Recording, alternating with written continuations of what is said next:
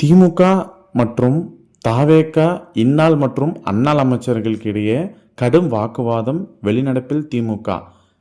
அனைவருக்கும் வணக்கம்.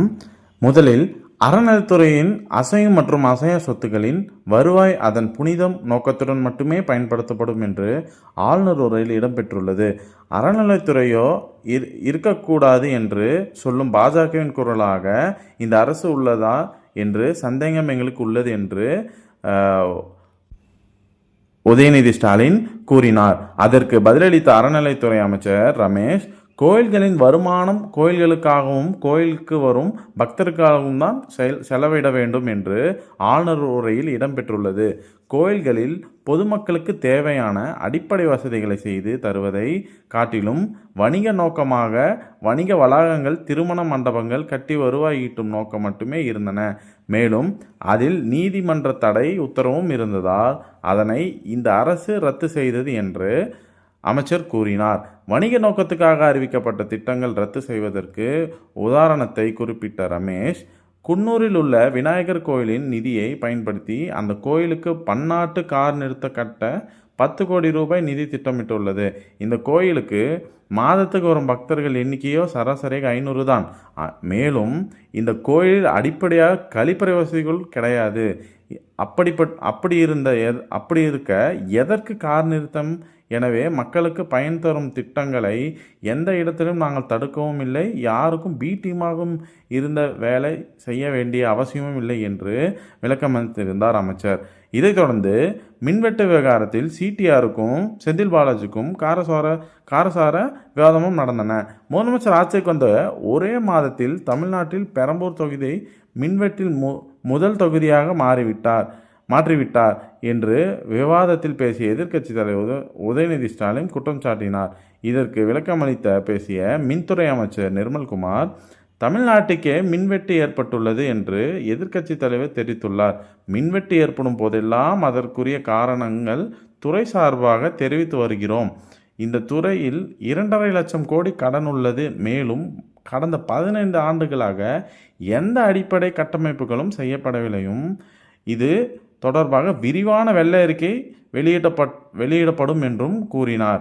இதற்கு விவாதத்திற்கிடையே பேசிய திமுக உறுப்பினர் முன்னாள் மின்சாரத்துறை அமைச்சர் செந்தில் பாலாஜி அவர்கள், கடந்த 5 ஆண்டுகளில் சீரான விநியோகத்திற்கு 393 துணை மின் நிலையங்களும் அறிவிக்கப்பட்டு பெரும்பான்மையான பணிகளும் முடிக்கப்பட்ட பயன்பாட்டுக்கு கொண்டு வரப்பட்டுள்ளன.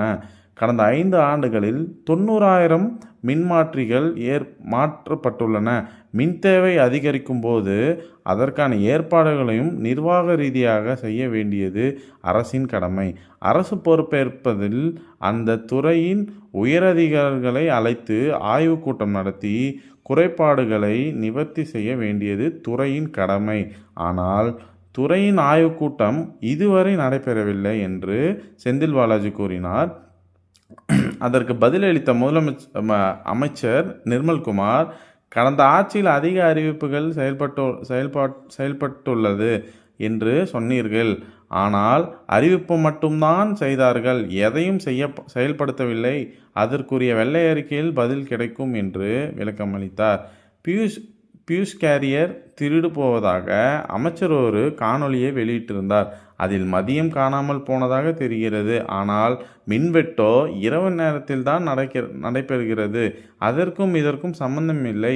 வெளியே பேசுவது போல் அமைச்சர் சட்டப்பேரவையில் பேசக்கூடாது என்று திமுக உறுப்பினர் முன்னாள் போக்குவரத்துறை அமைச்சர் சிவசங்கர் தெரிவித்திருந்தார். இதன் பிறகு விவகாரத்தில் தொடர்ந்து பேசிய எதிர்க்கட்சி தலைவர் உதயநிதி, மின்வெட்டு பிரச்சனையால் தமிழ்நாட்டில் முதலீடுகளை விட்டுவிடக்கூடாது என்று கேட்டுக்கொள்வதாக தெரிவித்தார்.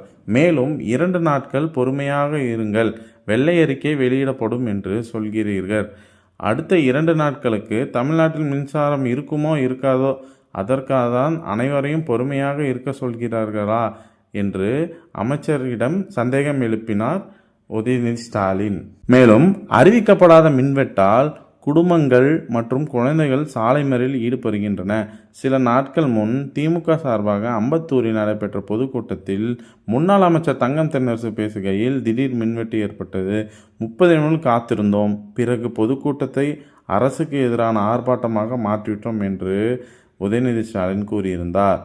இதைத் தொடர்ந்து திருவண்ணாமலையில் கிரிவல பாதையில் மக்கள் கடந்து செல்கையில் திடீர் மின்வெட்டு ஏற்படுகிறது. இதனால் மக்களுக்கு பாதுகாப்பற்ற சூழல் உள்ளது என்று உதயநிதி கூறினார். புயல் மழை நேரங்களில் பள்ளிகளுக்கு விடுமுறை விடப்பட்டிருக்கிறது. ஆனால் இந்த ஆட்சியில் மின்சாரம் இல்லை என பள்ளிகளுக்கு விடுமுறை விடப்படுகிறது என்று உதயநிதி குற்றம் சாட்டினார்.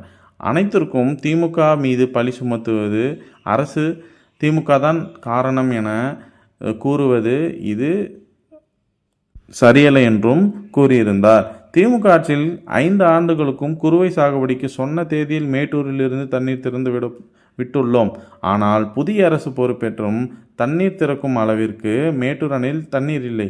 ஜூன் மாதத்தில் 9.91 டிஎம்சி தண்ணீரை தமிழ்நாட்டுக்கு திறக்க வேண்டும் என்று கர்நாடகாவுக்கு காவிரி மேலாண்மை ஆணையம் உத்தரவிட்டுள்ளது.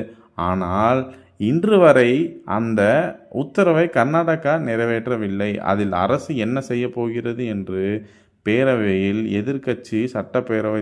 சட்டசபை எதிர்க்கட்சி தலைவர் உதயநிதி கேள்வி எழுப்பினார். டெல்டாவில் 6 லட்சம் ஹெக்டேர் அளவுக்கு குறுவை சாகுபடி ஆகும். ஆனால் மேட்டூர் அணை திறக்கப்படாததால் 134 குறுவை சிறப்பு தொகுப்பு போதவில்லை என விவசாயிகள் ஆங்காங்கே போராடி வருகிறார்கள்.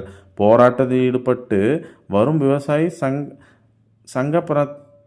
சங்க தலைவர்கள் அழைத்து முதலமைச்சர் அவசர ஆலோசனை கூட்டத்தை நடத்த வேண்டும் என்றும், விவசாயிகள் பயிர் கடன் தள்ளுபடியில் விவசாயிகளை குழப்பாமல் இந்த அரசு உரிய முடிவு எடுக்க வேண்டும் என்றும் மாண்புமிகு எதிர்க்கட்சி தலைவர் உதயநிதி கேட்டுக்கொண்டார்.